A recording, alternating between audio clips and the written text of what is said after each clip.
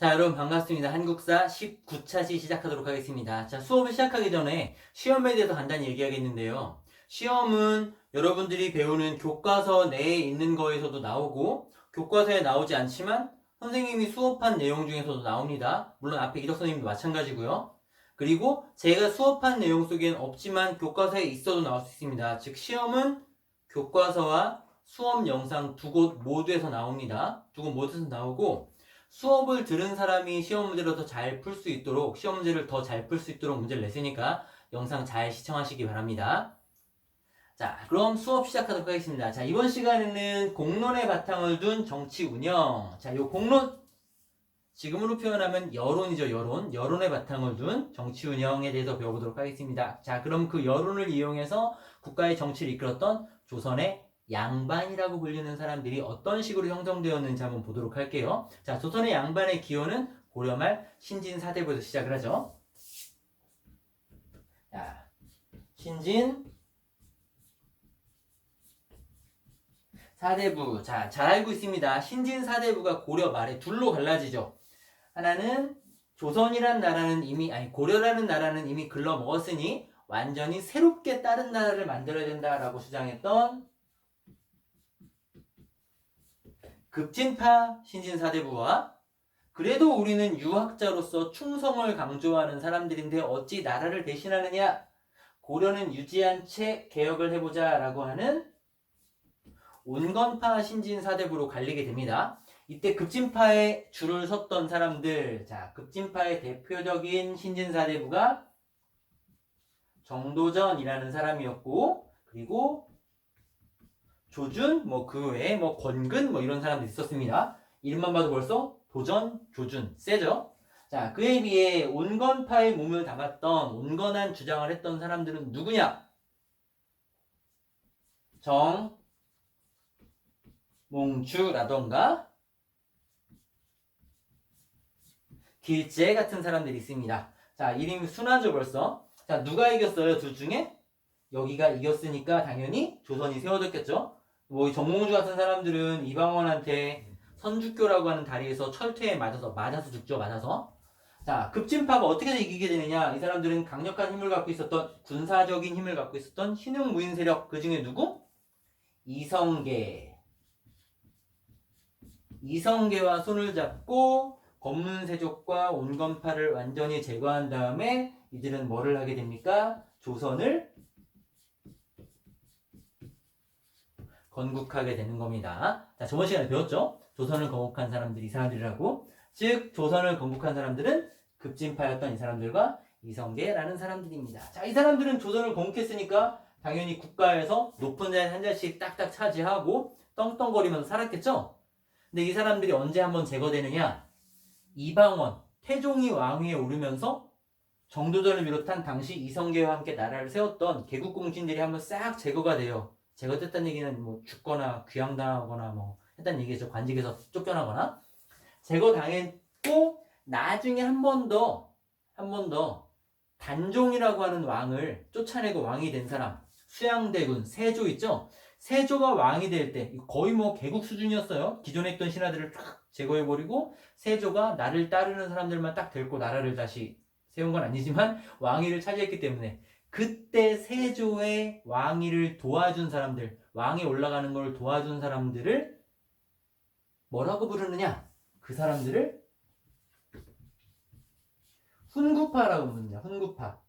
자, 지금까지 했던 얘기를 정리하면 이 훈구파를 설명하기 위해서 했던 얘기인데, 훈구파란 급진파의 계보를 이으면서, 급진파가 그대로 온 건 아니에요. 계보를 이으면서 누구 즉위에 공을 세운 사람들? 세조 즉위에 공을 세운 사람들. 이 사람들을 우리가 뭐라고 부른다? 훈구파라고 부른다. 자, 말로 정리해 볼게요. 급진파의 계보를 잇는 누구 즉위에 공을 세운 사람? 세조 즉위에 공을 세운 사람들. 이 사람들을 뭐라고 부른다? 훈구파라고 부른다. 자, 이 사람들의 특징이 뭐가 있겠어요? 이 사람들의 특징은 당연히 중앙에 있으니까 왕의 신임을 받고 높은 자리를 차지하고 있는 권력자들이었고, 자, 중앙에 큰 권력을 갖고 있는 사람들이었고, 그 권력을 바탕으로 많은 재산을 갖고 있었던 재산가들이었다. 자, 요게 훈구파의 특징입니다. 자, 그러면은 그 당시 급진파에게 세력이 밀려서 패배했던 온건파는 어떻게 됐느냐? 일부는 이렇게 죽었고, 살아있는 일부는, 자, 나는 영원히 고려의 신하로 살겠다, 조선에 협력하지 않겠다 하고 뭐가 되느냐? 그냥 아무것도 안 됩니다. 지방으로 내려가서 그냥, 아이고 은둔이라네. 지방에서 은둔, 그냥 가만히 숨어서 뭐합니까? 공부만 했어요. 자, 다른 말로 표현하면 그냥 시골로 내려간 거죠. 낙향한 겁니다. 중앙에 가지 않고 지방으로 내려가요. 자, 이 사람들은 가서 뭐가 되느냐? 자, 이 사람들이 중앙에서 이렇게 높은 자리 차지하면서 막 정치 변동에 막 참여하면서 높은 자리 차지할 때 이 사람들은 지방에서 조용히 그냥 물 맑고 공기 좋은 산 쪽에서 조용히 공부만 하고 살았다라고 해서, 자, 숲속에 있는 선비사자, 숲풀림자 써서 살인파가 됩니다. 이 사람들이 이렇게. 자, 이 말처럼 여기도 정리를 해보면 누구의 뒤를 이어요? 온건파 중에서도 이 사람 길제의 학통, 학문 전통, 길제의 학통을 이어받는 길제의 학통, 학문적 전통을 있는, 어디 있는 사람? 지방에 있는 지방 사족들. 사족, 양반이에요, 양반. 옛날에 양반을 양반 사족이라고 했어요. 정리하면 살인파는 길제의 학문적 전통을 잇는 지방 양반들을 우리가 뭐라고 부른다? 살인파라고 부른다. 자, 이 사람들은 훈구가 갖고 있는 이런 권력이라던가 재산이 많지 않았겠죠? 지방에 있으니까. 이 사람들은 어떤 특징을 갖고 있느냐?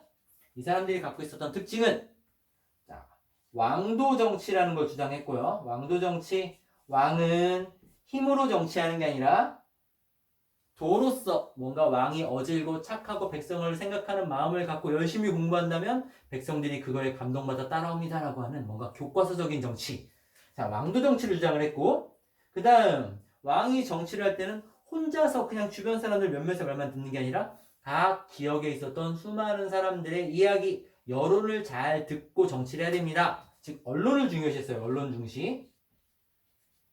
언론을 중시했고, 또 중앙 사람이 아니라 지방 사람이었기 때문에 각 지역에서 각자 알아서 뭔가를 열심히 할 수 있도록 향촌 뭐 다른 말로 표현하면 그냥 지역 마을이에요. 지방 마을.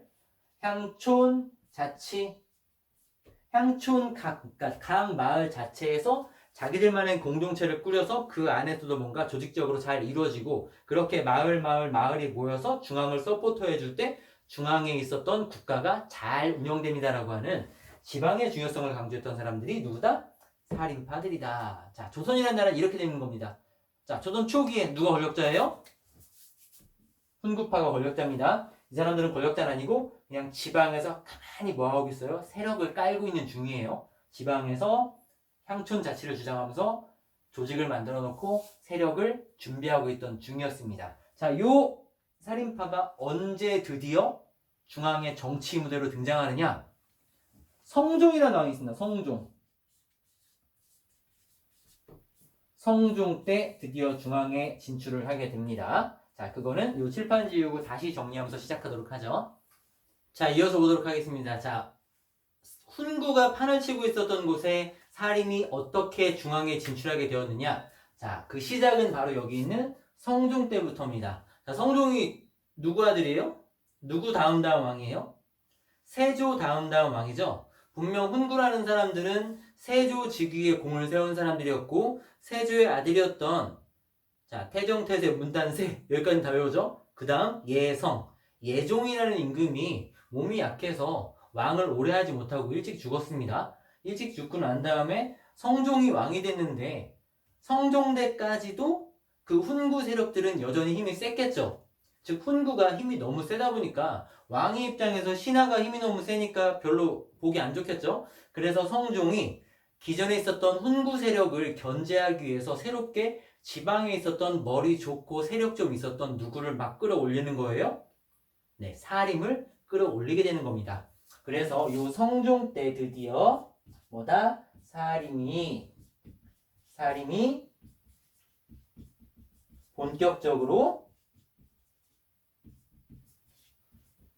정계 진출을 시작한 시기가 성종대부터다. 자, 그런데 이 사림은 훈구와는 정반대의 뿌리를 갖고 있어요. 급진파의 뿌리를 갖고 있는 훈구와 온건파의 뿌리를 갖고 있고, 중앙에서 권력을 차지하고 있는 훈구와 지방세력, 그리고 재산을 많이 축적해서 백성의 원망을 사고 있었던 훈구와 지방에서 마을 사람들에게 존경까지 받았나? 덕망이 있는 사람이었던 지방 양반들, 둘이 꽝 하고 붙었으니 맨날 싸우겠죠?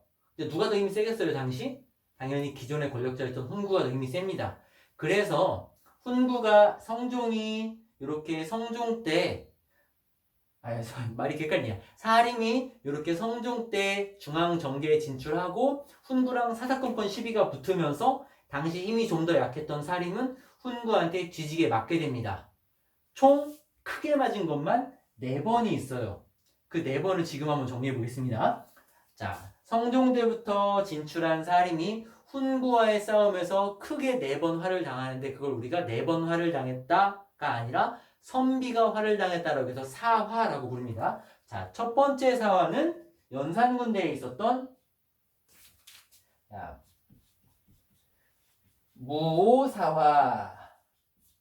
무오사화라는 겁니다.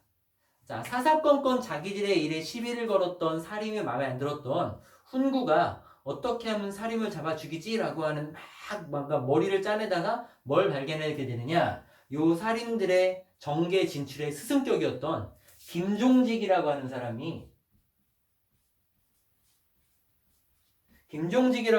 있는데, 요 사람이 조의제문이라는 글을 씁니다. 조의제문. 요 조의제문이란 무슨 뜻이냐? 요렇게 끊어 읽어야 돼요. 의제라고 하는 중국의 초한지, 그러니까 유방이랑 항우 있던 시기 하죠. 그때쯤에 있었던 왕이 하나 있는데, 황제가 있는데, 요 의제라고 하는 사람이 자기 친척에게 황제제를 쫓겨나서 죽임을 당하게 됩니다. 그래서 요 의제가 참 불쌍하다 해서 뭐 삼가 조의를 표합니다. 왜 장례식장 가면은 그런 말 하잖아요. 즉 의제를 불쌍히 여기는 글, 혹은 의제에게 바치는 글 같은 거예요. 자, 근데 이거 어서 많이 들어본 일화잖아요. 누구? 요 의제는 단종이고, 누가 등장해요? 수양대군. 즉 의제를 불쌍히 여긴다라고 하는 글을 썼다는 얘기는 누구를 까기 위해서 빗댄 거냐? 세조임금을 까기 위해서 의제를 빗대서 쓴 글이다. 즉 김종직의 조의제문은 전왕이신 세조임금을 까기 위해 쓴 글입니다. 즉 현재 임금님의 조상님을 욕하는 거잖아요. 훈구가 막 공격을 해요. 이런 놈들의 제자들이 현재 임금님 밑에 신하로 쫙 있습니다. 요 신하들은 임금님의 존재를 뭐라고 생각해요? 부정적으로 생각합니다 라고 요 글을 근거로 비난하는 거죠. 연산군 알잖아요. 대표적인 또라이 왕 중에 하나였다는 거. 이거에 열받은 연산군이 이 김종직의 제자들을 싹 잡아들여서 죽이라고 하게 됩니다. 요 김종직이 누구였다? 사림의 정치적 스승 같은 사람이었다. 그러니 이 사람들의 제자는 다 누구? 사림들. 그래서 요것 때문에 사림이 엄청나게 피해를 받습니다. 우리가 이걸 뭐라고 부른다? 무오년에 일어난 사림의 큰 피해다라고 해서 무오사화라고 부릅니다. 자, 그리고 하나가 또 생겨요. 또 생기는데 그게 뭐냐? 갑자사화. 자, 이게 첫 번째 거, 이게 두 번째 거. 자, 갑자사화는 뭐냐? 자, 연산군의 엄마가 되게 유명한 사람인데 패비윤씨라고, 성종의 부인이었겠죠? 성종의 부인이었는데 패비윤씨가 성종에게서 쫓겨나서 결국은 죽게 됩니다. 근데 나중에 연산군이 엄마 없이 자랐잖아요. 엄마 없이 자랐는데 얘가 나중에 우리 엄마가 누구였지, 어떻게 살았지 되게 궁금해합니다. 근데 나중에 그 사실을 얘가 알게 돼요. 엄마가 왜 죽었는지, 어떻게 됐는지. 쫓겨나서 죽었다는 사실을 알게 됩니다. 그래갖고 그때 자기 엄마를 죽게 만드는데 뭐 한마디라도 거들었거나 뭐 말리지 않았거나 즉 엄마의 죽음에 관계된 사람들은 싹 잡아다 죽이는 사건을 벌이게 돼요. 자, 누구 때문에? 자, 요거는 김종직 때문이라면 여기는 패비 윤씨 때문에, 즉 어머니의 죽음에 연루된 사람들을 싹 잡아 죽이게 되는데 요때 죽은 사람들이 살인이 되게 많았다는 거예요. 근데 이때는 분명 살인 말고 누구도 죽었겠어요? 훈구도 죽었겠죠? 요거를 두 번째 갑자사라고 부릅니다. 근데 여기서 보니까 첫 번째 무오사 때까지는 훈구가 신났어. 내가 진짜 싫어하는 살인을 싹 죽여줬으니까. 근데 갑자사 때는 이게 아닌데 이 자식이 적군과 아군을 피하식별하지 못하고 훈구도 죽이네? 열받은 훈구와 살인이 똘똘 뭉치게 됩니다. 물론 주도 세력은 훈구겠죠. 힘이 더 세니까. 훈구가 앞장서서 연산군을 쫓아내는 반정을 일으키게 돼요. 왕을 쫓아내고 정권을 차지하는 걸 반정이라고 불러요. 조선시대에 두 개 있었죠. 인조반정, 중종반정. 자, 연산군을 쫓아내게 됩니다. 자, 그 사건을 뭐라고 부른다? 반정이라고 부른다겠죠? 중종을 왕위에 세우는 요 사이에 중종 반정이 일어나게 돼요. 자, 중종 반정이 일어나고 중종이 왕이 됩니다. 자, 왕이 된 중종은 자신을 왕위에 올려준 훈구 세력들이 좀 부담스러워요. 부담스러워. 왕위를 세워줬으니까 걔들이 야, 너 내 덕분에 왕 된 거야 하고 얼마나 자기들이 거들먹거렸겠어. 그래서 요 중종도 그런 훈구가 독점하고 권력에 질주를 하지 않기 위해서, 권력을 향해 질주하지 않게 하기 위해서 또 누구를 등용? 살인을 키워주기 시작합니다. 그래서 이 사람들이 누구를 등용하느냐? 중종이 누구를 등용하느냐? 조광조라고 하는 사람을 등용해요. 그 조광조로 인해 일어난 사건이 자, 세 번째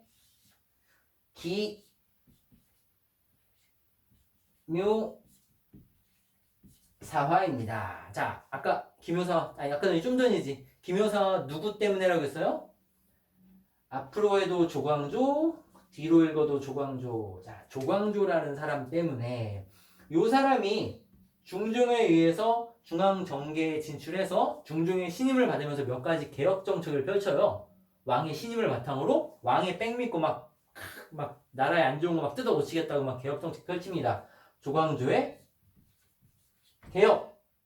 자, 뭘 얼마나 많이 개혁하느냐? 우선 첫 번째, 현량과라는 걸 실시합니다. 현량과. 자, 조선에서 나라의 관리가 되려면 과거제를 봐야 되죠? 근데 과거제 말고 이 사람이 무슨 얘기를 하느냐? 과거 시험은 보지 않지만 지방에는 똑똑한 선비들이 많습니다. 그런 선비들을 과거 시험이 아닌 똑똑한 사람들을 추천을 받아서 간단한 테스트를 해서 중앙의 관직에 씁시다.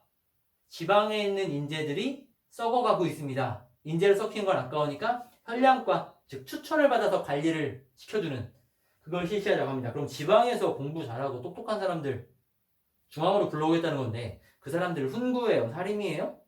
지방? 살인들이죠? 그러니까 이건 한마디로 살인을 더욱더 적극적으로 등용하자라는 얘기이기도 해요. 훈구 입장에서 꼴보기 싫은 정책이죠. 안 그래도 지긋지긋한 살인인데 살인을 더 쉽게 뽑아 올리는 이런 걸 만드니까 거기에다가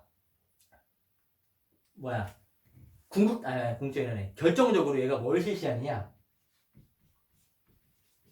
위훈 삭제를 주장합니다.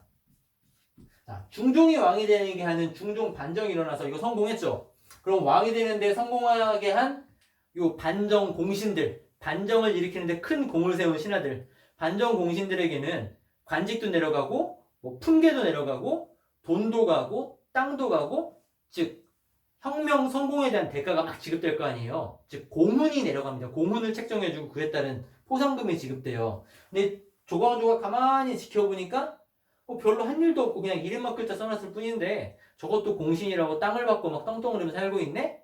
그래서 얘가 왕한테 건의합니다.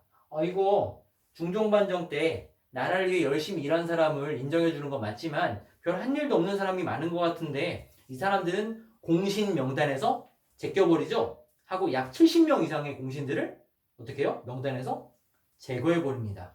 그게 위훈 삭제예요. 공훈을 삭제했다고. 자, 사람이 제일 열받는 게 뭐예요? 줬다 뺏는 거죠. 그쵸? 줬다 뺏었죠.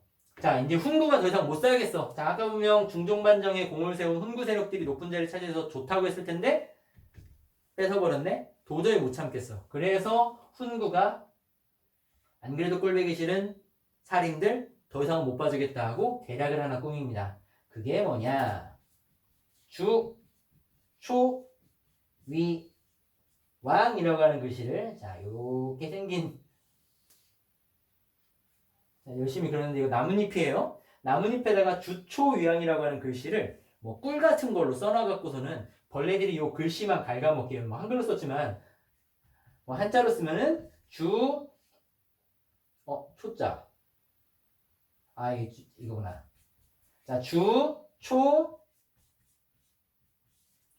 위, 왕을 씁니다. 근데 요 주자랑 초자를 합치면, 요렇게 합치면은 요게 조자예요, 조자. 바꿔 말하면, 조씨가 왕이 하다, 되다, 위자죠? 조씨가 왕이 된다라고 하는 글씨를 주초 합치면은 주와 초자가 합쳐지면은 뭐가 돼요? 조씨가 왕이 된다는 뜻이 되는 거예요.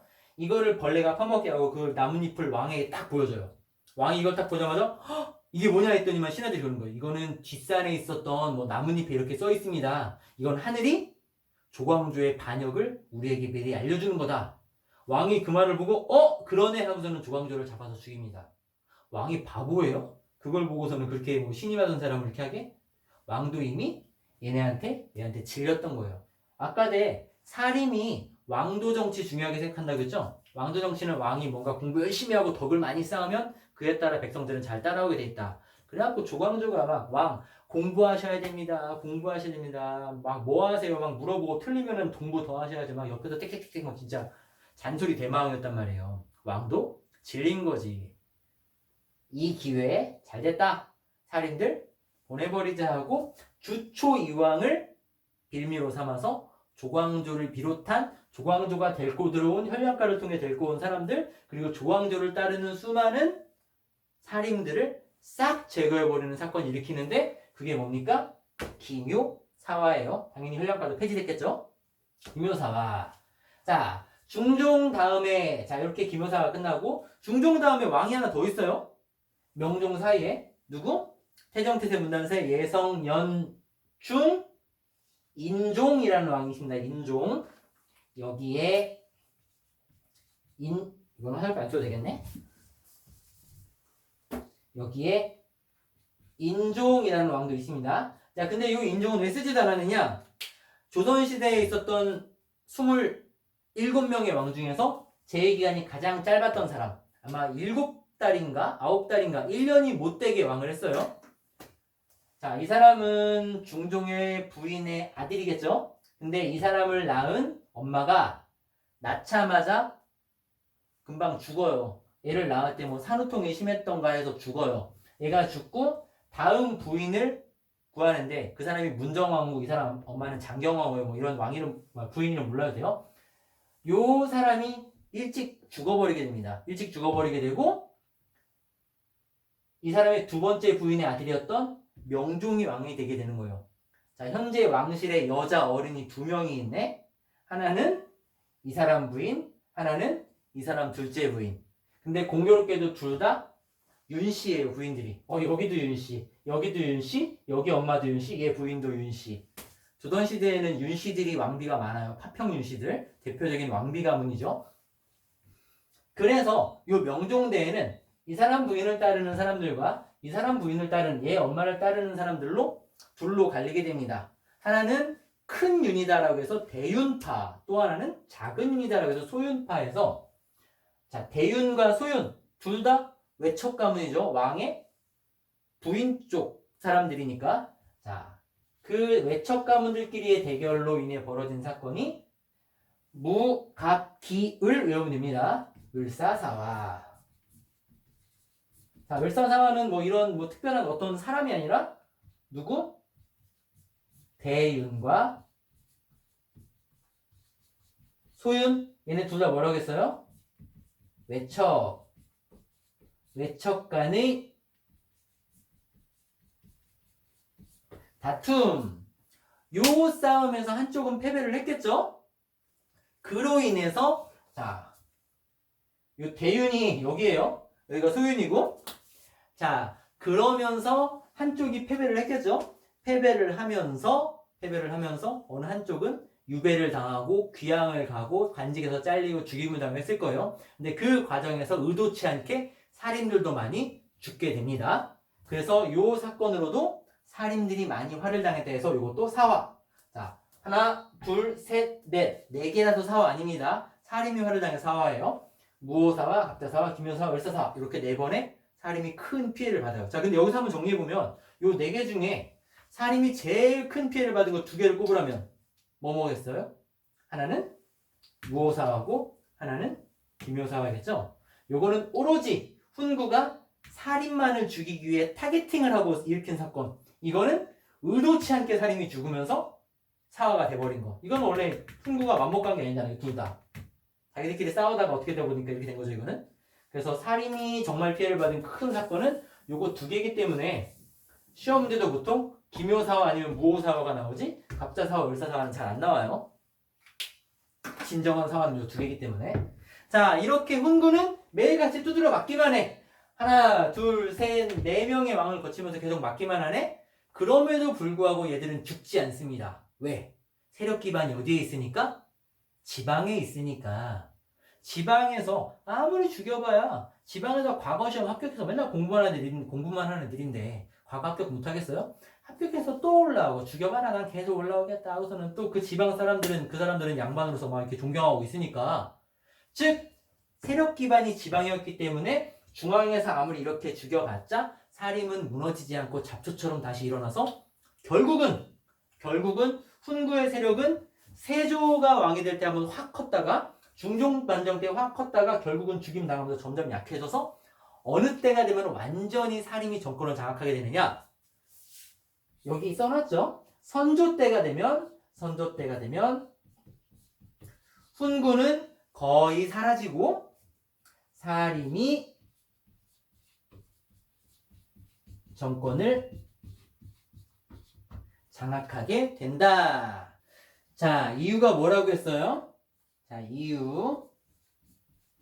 살림이 이렇게 4번씩이나 뒤지게 맞으면서도 권력을 결국은 차지하게 된, 정권을 차지하게 된 이유.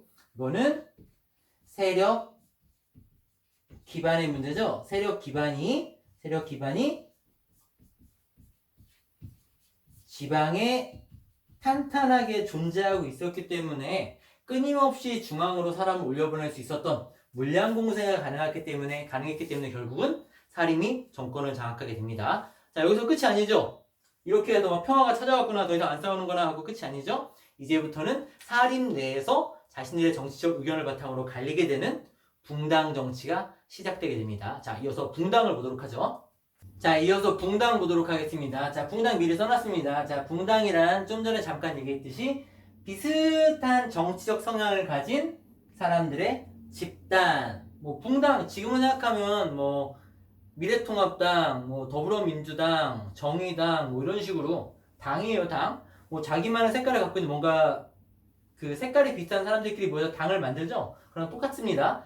다 같은 살림이지만 뭔가 생각이 약간 다른 사람들이 있을 거예요. 그래서 자기랑 같은 생각을 가진 사람끼리 모여서 뭉쳐있는 거, 그걸 우리가 붕당이라고 부릅니다. 붕당은 긍정적인 면도 있고 부정적인 면도 있습니다. 긍정적인 면, 부정적인 면. 자, 보통은 붕당은 선생님이 어렸을 때도 그렇고 그 이전에는 더했고, 붕당은 매우 나쁜 것으로 사람들한테 가르쳤었어요. 일본 놈들이 만들어 놓은 거죠. 조선 놈들은 모래알 같은 민족이라, 일본 애들이 이렇게 얘기했었어요. 조선 놈들은 모래알 같은 민족이라 뭉치면 지들끼리 싸운다고. 이거 뭐 검문세족이랑 신진사대부가 막 싸우다가 검문세족이 무너지니까 신진사대부가 지들끼리 또 온건파, 급진파 갈라서 싸웠다.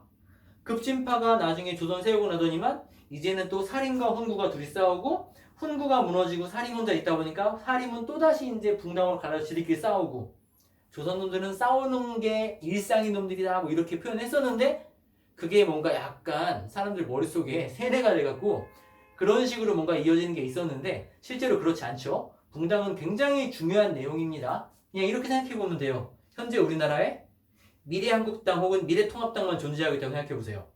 좋을지. 자, 반대로 현재 우리나라에 더불어민주당 하나만 당이 있다고 생각해봅시다. 좋을지. 두 개가 서로 지지게 붙고 싸우고 의견 교환을 해야 나라가 잘 돌아가죠. 근데 그게 너무 심하게 싸움만 하면 당연히 나라에 폐를 끼칩니다. 즉 좋은 점은 서로 간에 비판과 견제를 한다는 거, 부정적인 건 너무 치고받고 싸운다는 거. 자, 이걸 한번 글로 정리해 봅시다.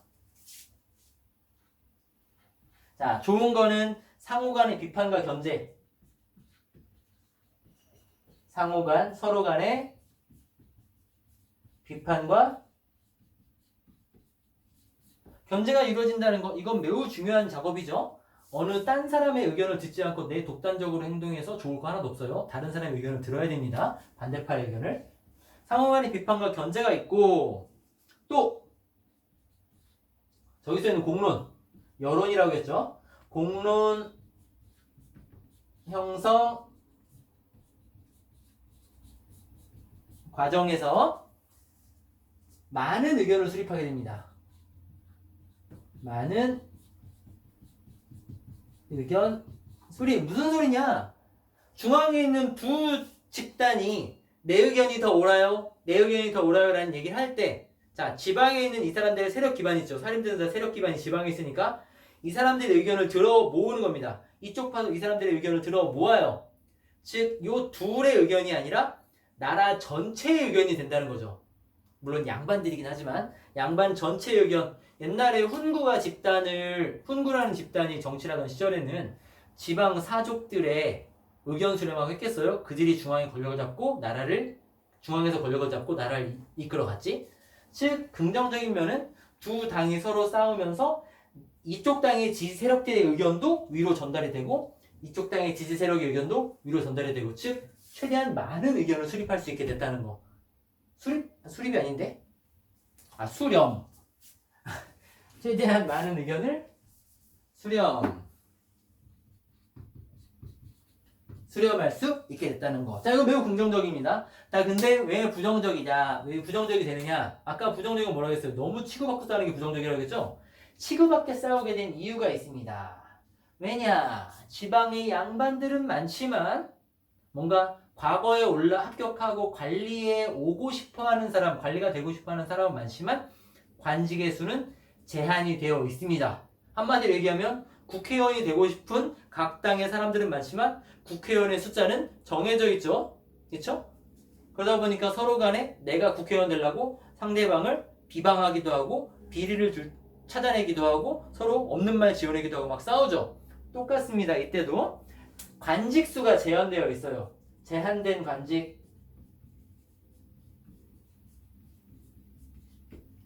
관리가 될 수 있는 사람의 숫자가 정해져 있고, 또 돈도 마찬가지입니다. 마찬가지예요. 경제적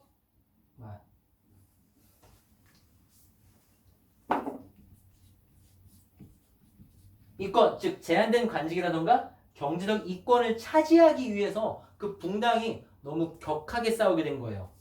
이권을 노리는 무슨 다툼? 권력 다툼이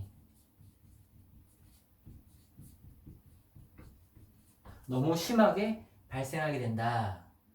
즉 서로 간에 건전한 의견 교환을 해야 되는데 그게 아니라 관직을 차지하기 위한 의견 교환, 경제적인 재산을 축적하기 위한 의견 교환과 비판과 견제가 이루어지다 보니까 본래의 아주 그 선한 영향력은 사라지고 오로지 쌈박질로 변해버리게 되는 거죠. 자, 이게 붕당입니다. 자, 붕당이라는 것 자체를 부정적으로만 보면 안 돼요. 이런 긍정적인 기능이 있었는데 나중에 이 싸움이 너무 심해지면서 타락했을 뿐입니다. 붕당 자체가 나쁜 게 아니에요. 현재의 정당 제도가 나쁜 게 아니듯. 자, 붕당이 언제 시작이 됐느냐? 자, 붕당의 시작을 보면, 자, 붕당의 시작. 자, 조선 선조 때 사림이 권력을 장악했다고 했죠? 훈구를 밀어내고 선조 때 바로 시작합니다. 선조 때 바로 사림이 둘로 갈라지게 됩니다. 뭐와 뭐로 갈라지느냐?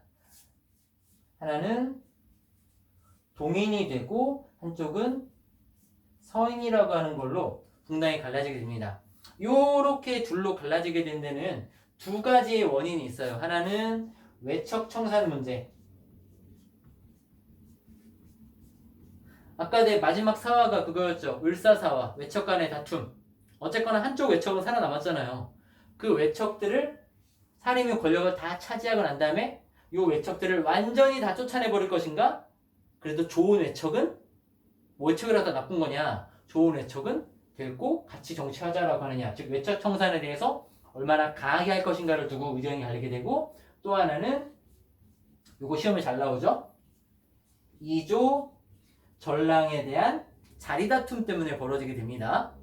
자, 요거에 대한 설명은 하도 많이 예전에 해서 안 할게요. 이조전랑이라고 하는 자리의 중요성은 3사의 관료를 임명하는 데 큰 역할을 하는 사람들이죠. 자, 동인과 서인으로 갈라지게 됩니다. 자, 동인이라고 하는 곳은 어떤 사람들이냐? 요 이조전랑 임명 문제 때 김효겸 측에 있었던 사람들, 김효원 측에 있었던 사람들, 김효원을 지지했던 사람들이 동인이고, 서인은 심충겸, 심의겸 형제를 지지했던 사람들이 서인이 됩니다. 집이 이 사람은 동쪽에 있었고 이 사람은 서쪽에 있어서 동인 서인이라고 하죠. 자, 그냥 단순히 요 사람을 지지했는데 뭐야, 사람 지지한 걸로 붕당이 나뉘어? 아닙니다. 나눠지고 보니까 각자 자기들의 특색이 있는 사람들끼리 모인 거지. 모이고 보니까 동쪽에 모인 사람들은 대부분 누구의 제자가 많았느냐? 이황이라던가 조식, 태계 이황, 남명 조식 같은 사람들이 있는 영남 지역 출신 살인들. 영남이 어디냐면 경상도예요. 경상도. 영남 지역 살인들이 동인이 되었고, 서인은 누구냐? 율곡 이이라던가 성혼이라고 하는 사람, 이 사람들의 제자들이, 제자까지는 아닌데 이 사람들은 이 사람들의 학문을 좋아하는 사람들이 주로 서인이 됐습니다. 이 사람들은 무슨 살인들이냐? 기호살인. 요 기는 경기도 할 때 기, 요 호는 호서지방 할 때 호. 해서 여기는 경기도, 여기는 충청도. 경기 충청 지역 살인들은 서인이 됩니다. 이렇게 둘로 갈라지게 돼요. 그럼 아까 이주전랑 문제 때문이라고 해서 얘네 둘 다 이주전랑이 돼요. 한 번씩. 이 사람을 지지했던 사람들은 동인, 이 사람 서인이 되는데, 외척 청산에 대해서는 그럼 어떻게 되느냐? 요 사람들이 젊은 사람들이에요. 요 사람들이 나이가 있는 사람들이고, 즉 신진살인들, 기성살인들. 자, 외척에 대해서 더 빡시게 칼같이 끊어내자라고 한 사람들은 젊은 사람들이었을까요? 나이 있는 사람들이었을까요? 자, 설명하기 위한 거니까 너무 한쪽으로 나이 많은 사람들은 이렇다라고 이제 생각할 필요는 없어요. 그냥 이해하기 쉽게 얘기하는 거예요. 오해할라. 자, 신진살인들. 이 사람들 얘기합니다. 젊은 패기로, 야, 우리는 살인인데 어찌 훈구와 같은 외척이랑 정치할 수 있느냐? 다 쳐내자. 요게 동인입니다. 외척 청산을 매우 강하게 주장한 사람들. 외척 청산을 강하게 주장. 그에 비해 서인 쪽 사람들은 외척 청산에 소극적이었습니다. 아이고, 그럼 외척 그렇지, 나쁘지, 뭐 우리 살인 죽인 애들인데, 뭐 혼구 애들인데 쳐야지. 근데 뭐 지금 뭐 굳이 뭐 할 필요 있나? 좋은 외척도 있는데 라는 식으로 약간 소극적이었던 사람들. 둘이 막 싸워요. 누가 이기고 있었을까요?